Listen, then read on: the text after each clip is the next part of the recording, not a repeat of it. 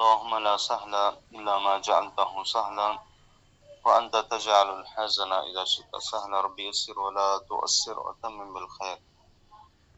اللهم ذكرنا ما نسينا وعلمنا ما جهلنا وانفعنا بما علمتنا في الدارين.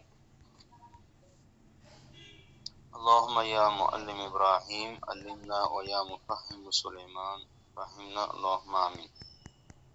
واحكم لكل عامل بنيته واسدد على المحتال باب حيلته. القاعدة الخامسة والثلاثون وهي أن لكل عامل ما نوى. کریں قاعدہ نمبر 35، ہر عمل کرنے والے کے لیے اس کی نیت کے حساب سے اجر ہوگا. ان لكل عامل ما نوى والعمل يشمل القول والفعل بل ويشمل عمل القلب وهو ارادته. عمل میں کہہ رہے ہیں قول اور فعل دونوں شامل ہیں، بلکہ دل کا عمل یعنی اس کا ارادہ بھی شامل ہے. عمل میں یہ تمام چیزیں شامل ہیں. وهذه القاعدة وهي الحكم على الإنسان بنيته مستفاد من قول النبي صلى الله عليه وسلم إنما الأعمال بالنيات وإنما لكل امرئ ما نوى. کریں انسان پر اس کی نیت کا کے اعتبار سے حکم لگے گا. یہ حکم جو ہے اللہ کے نبی صلی اللہ علیہ وسلم کے اس فرمان سے لیا گیا جو کہ مشہور حدیث ہے انما الاعمال بالنیات وانما لكل امرئ ما نوى. ولهذا يقرن العلماء كثيرا من الاشياء بالنية حتى في باب المعاملات. اس لیے کہنے علماء کرام نے بہت ساری چیزوں کو نیت سے جوڑا ہے، حتیٰ کہ معاملات کا جو باب ہے، معاملات کے باب میں بھی عبادات کے علاوہ معاملات کے باب ابواب میں بہت ساری چیزوں کو علماء نے جو ہے نیت ہی سے جوڑا ہے. حکم جو لگے گا نیت پہ لگے گا. وقوله واسدد على المحتال باب حيلته يعني أن من أراد التحيل على محارم الله بما فعل فاسدد عليه باب الحيلة وهي التوسل إلى إسقاط الواجب أو فعل المحرم بطرق خفية ظاهرها الإباحة وحقيقتها التحريم. کریں واسدد على المحتال باب حيلته سے مراد اگر کوئی اللہ تعالیٰ کے حرام کردہ چیزوں کے سلسلے میں ہیلا کرتا ہے، بما فعل جو کچھ اس نے کیا حرام کام، اس میں ہیلا سے کام لیتا، ہیلے سے، فاسدد علیہ باب الحیلہ تو کریں آپ اس کے ہیلے کے دروازے کو بند کر دیجیے. کیسے؟ وہی التوسل الی اسقاط الواجب اور فعل المحرم بطرق خفیہ. کریں باب الحیلہ سے مراد کسی واجب کو ساخط کرنے یا کسی فعل حرام کو انجام دینے کی کوشش کرنا، بطرق خفیہ پوشیدہ راستوں کے ذریعے، ظاہرها الاباحہ جس کا ظاہر میں تو ایسا لگتا ہے کہ چیز مباح ہے، اور حقیقت و تحریم جبکہ حقیقت میں وہ چیز حرام ہوتی ہے. جو انسان کسی واجب کے ساخط کرنے میں یا کسی فعل حرام کے انجام دینے میں ہیلے بازی سے کام لیتا ہے تو کہہ رہے ہیں اس کے دروازے کو آپ بند کریں. کیسے؟ فمثال التحیل علی اسقاط الواجب، جسے کہہ رہے ہیں کسی واجب کو ساخط کرنے میں ہیلے کی مثال ان یسافر الانسان فی رمضان من اجل ان یفطر، کہ کوئی انسان جو ہے رمضان میں اس نیت سے سفر کرے تو اس کا مقصد یہ ہے کہ وہ روزہ چھوڑنا چاہتا ہے، روزہ چھوڑنے کے لیے سفر کا بہانہ بناتا ہے. فنقول له ان سفرك حرام وفطرك حرام وفطرك حرام ولا تنفعك هذه الحيلة وهذا في حق الله عز وجل. تو کہہ رہے ہم اس سے کہیں گے کہ تمہارا یہ سفر کرنا رمضان میں حرام ہے اور روزہ چھوڑنا حرام ہے تم پر. اور یہ ہیلا تمہیں کچھ فائدہ نہیں دے گا. تمہارا مقصد صرف روزہ چھوڑنا ہے، اس لیے تم سفر کر رہے ہو اور بہانہ بنا رہے ہو رک سکتا. کہہ رہے ہیں یہ بہانہ نہیں چلے گا. هذا فی حق اللہ عز و جل، یہ کیونکہ عبادت ہے اللہ کے حقوق میں شامل. مثال سمجھ میں آئی؟ جی شیخ سمجھ. وقد تكون الحيلة في إسقاط حق واجب للمخلوق، اور کبھی جو ہے کسی واجبی حق کو ساخت کرنے کے لیے جو ہیلا ہوتا ہے مخلوق کے حق میں. یہ تو اللہ کے حقوق میں سے تھا جو مثال دی اوپر. کبھی مخلوق کے حق میں بھی جو ہے اس طرح ہیلا انسان کر سکتا ہے کسی واجب کے ساخت کرنے میں. اس کی مثال دے رہے ہیں، مثل ان يبادر المشتری للشخص الذي فيه الشفعة فيوقفه ليتحيل لإسقاطه الشفعة على الشريك، فهنا نقول الوقف لا يصح والشفعة لا تسقط لأن عملك هذا حيلة لإسقاط واجب أخيك والحيلة لا تنفع. جیسے کوئی انسان جو ہے کسی شخص کے لیے جس میں اس کو حق شفا حاصل تھا، فیوقفہ، کہہ رہے ہیں اس چیز کو جو ہے انسان وقف کر دے تاکہ اپنے شریک اپنے پارٹنر کے حق شفا کو ساخت کر دے. اگر کسی کا مقصد یہ تھا اس کے حق کو ساخت کرنا تھا اور اس نیت سے جو ہے اس کو بیچ رہا نہیں بلکہ وقف کر رہا ہے کوئی چیز. شفا کہتے ہیں، آپ آگے پڑھیں گے تفصیل سے. شفا اگر کوئی دو انسان پارٹنر ہیں کسی کمپنی یا کسی بھی کاروبار میں، تو اسلام نے اس بات کا حکم دیا ہے کہ اگر کوئی پارٹنر اپنا حصہ بیچنا چاہتا ہے، فروخت کرنا چاہتا ہے، تو اپنے پارٹنر سے بتائے، اس کے سامنے مسئلہ رکھے کہ اگر وہ لینا چاہتا ہے تو اچھی بات اس کو دے دے. اس کا یہ حق ہے کہ اس کو پوچھے بغیر کسی تیسرے انسان کو نہیں دے سکتا، بیچ نہیں سکتا، منع ہے. اگر اس کا، کیونکہ کہا گیا کہ اس کا شریک زیادہ حقدار ہے، تو یہ حق شفا ہوتا ہے. تو یہاں مثال دے رہے ہیں، اگر کوئی انسان اپنی زمین یا اپنی جائیداد جو بھی ہے بیچنا چاہتا ہے، اس کو وقف کرنا چاہ رہا ہے اللہ کے راستے میں، ہاں کہ نیت اس کی کیا ہے؟ وقف کرنا نہیں ہے بلکہ اپنے شریک کو محروم کرنا، اس واجبی حق سے محروم کرنا اس کا مقصد ہے. تو ہیلا بازی یہ کر رہا ہے، اس کو جو ہے وقف کر رہا ہے، ظاہر میں ایسا لگ رہا ہے کہ وقف کرنا چاہتا ہے. وہنا نقول، تو کہہ رہے ہیں ہم اس سے کہیں گے الوقف لا یصح، تمہارا وقف کرنا درست نہیں ہے. والشفعة لا تسقط، اور یہاں شفاء کا جو حق ہے ساخت نہیں ہوگا. لأن عملك هذا حيلة، کیونکہ تمہارا یہ عمل جو ہے یہاں ایک ہیلا ہے، تم ہیلا کر رہے ہو لإسقاط واجب أخيك، تمہارے بھائی جو تمہارا پارٹنر ہے اس کی واجبی حق کو ساخت کرنے کے لیے ہیلا کر رہے ہو. والحيلة لا تنفع، اور یہاں ہیلا کرنا کچھ فائدہ نہیں دے گا تمہیں. واضح؟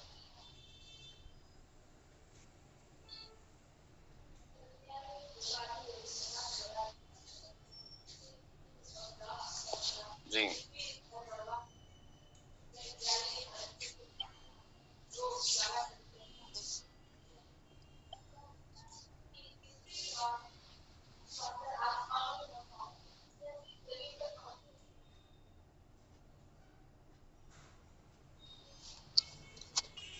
سمجھ میں یہ بات؟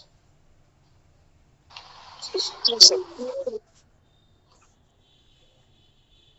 وكذلك الحيلة على فعل المحرم، اب یہ واجب کے ساخت کرنے کی مثال دی، اللہ کے حقوق میں سے اور بندوں کے حقوق، دو مثالیں دی اوپر.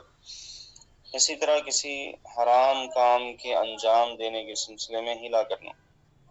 وهذا يوجد كثيرا في ابواب الربا، کہ یہ معاملہ جو ہے ربا کے سلسلے میں بہت زیادہ پایا جاتا ہے. سودی جو بھی کاروبار ہیں، سودی معاملات لین دین کے، اس میں اس طرح بہت زیادہ ہوتا ہے معاملہ.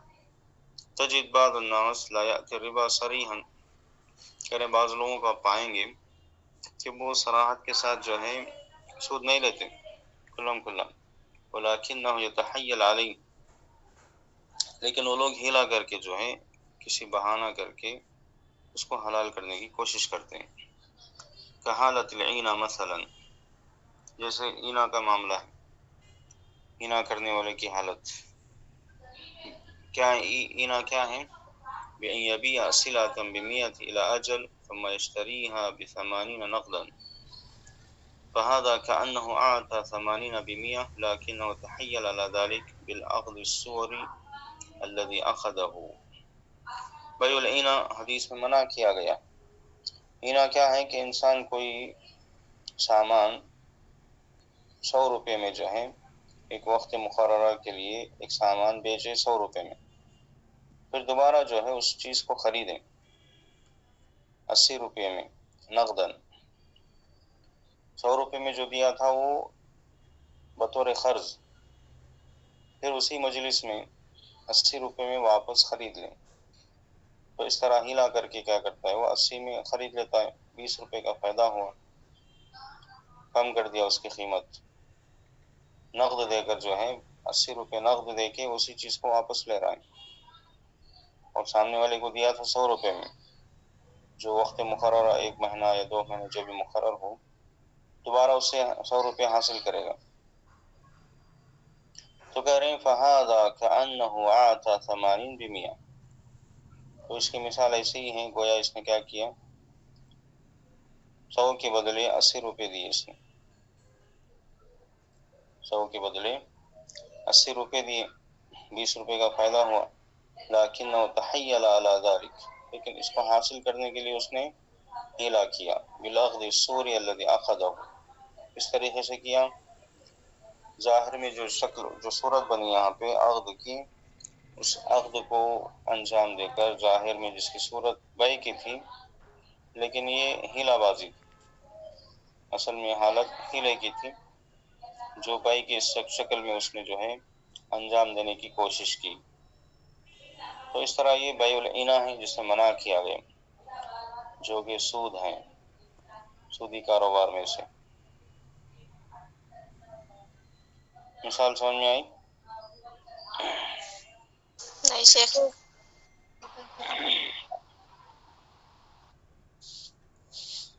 کسی سمجھ میں آئی؟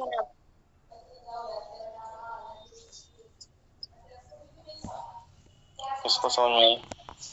شیخ ایک سوال ہے شیخ. بعد میں سوال، پہلے یہ سمجھ میں بات. ہاں اسی کے پہلے میں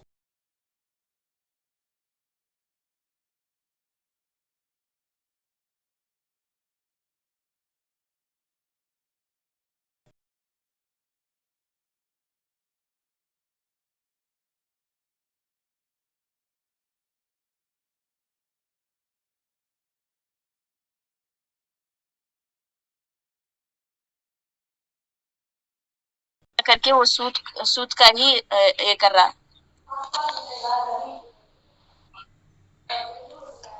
100 روپے میں ادھار دیا تھا وہ، ابھی ایسے ب100، جسے بتائے کہ کوئی سامان بیچے 100 روپے میں بیچے، علاج دن ایک وقت مقررہ کے لیے، 1 مہینے تک کے لیے یا 1 سال کے لیے کوئی چیز دے رہا ہے، ادھار دے رہا تھا. پھر ہیلا کیا کر رہا ہے، اسی مجلس میں نقد دے کر 80 روپے کیش، نقد سے مراد کیش، 80 روپے کیش دے کر وہ چیز واپس لے رہا ہے اس سے. تو اس طرح ہیلا کرتے ہیں، بیع العینہ میں یہ ہیلا کیا جاتا ہے. کوئی چیز ایک وقت مقررہ، ایک مدت کے لیے ایک رقم میں بیچی جاتی ہے، پھر واپس اس کو دوبارہ نقد دے کر کم پیسوں میں خریدنا، یہ ایک ہیلا ہے. چالاکی کر کے جو ہے اس نے 20 روپے کا فائدہ حاصل کیا. تو اس طریقے سے حاصل کرنا یہ صحیح نہیں. واضح؟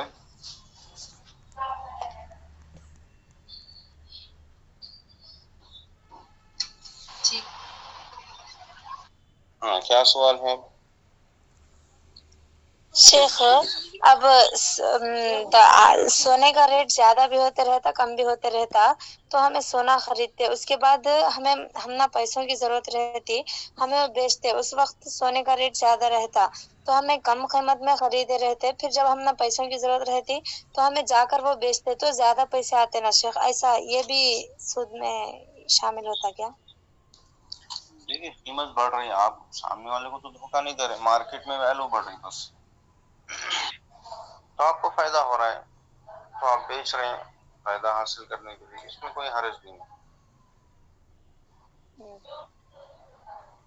کوئی سامان مارکیٹ میں یہی ہوتا ہے، انسان کہیں سے کوئی سامان لاتا ہے پھر بیچتا ہے، قیمت اس کو بڑھ رہی ہے اس کو فائدہ ہے، لیکن جان بوجھ کے اس کو روک کے رکھنا جیسے احتکار کا معاملہ ہے،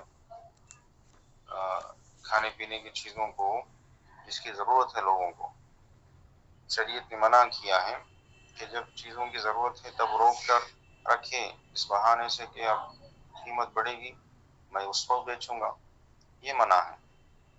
لیکن جہاں پہ جس سامان کی کوئی ضرورت نہیں لوگوں کو سے زیادہ، بس انسان اپنے پاس استعمال کے لیے رکھا تھا اس مقصد سے، جب قیمت بڑھ رہی تب بیچ رہا ہے فائدہ حاصل کر رہا ہے، اس میں کوئی حرج کی بات نہیں، اس میں کوئی ہلا نہیں۔ جی شیخ شکریہ۔ فنقول له، تو کہہ رہے ہیں جو اس طرح ہلا کرے گا ہم اس سے کہیں گے انت الان ادرکت اسم الربا وزدت على ذلك بالحیلة على فعل محرم، ہم کہیں گے کہ تم نے اب جو ہے سود کا جو گناہ ہے تم نے اس کو حاصل کر لیا، سود کے گناہ کا ارتکاب کیا تم نے تو یہ سزا ملے گی، اور مزید تو نے کیا کیا اس پر ہیلا کیا، پہلے حرام جو چیز حرام ہے اس کو انجام دیا تو نے، ایک تو سود کے مسئلے میں پڑ گیا، دوسرا جو ہے جو شریعت نے جس چیز سے حرام کیا ہے جس کو حرام میں مبتلا ہو گیا تم مزید۔ ومن ذلك ايضا ایک اور مثال دے رہے ہیں، التحیل لتحلیل المرأة المطلقة ثلاثا، جس خاتون کو 3 طلاق دی جائے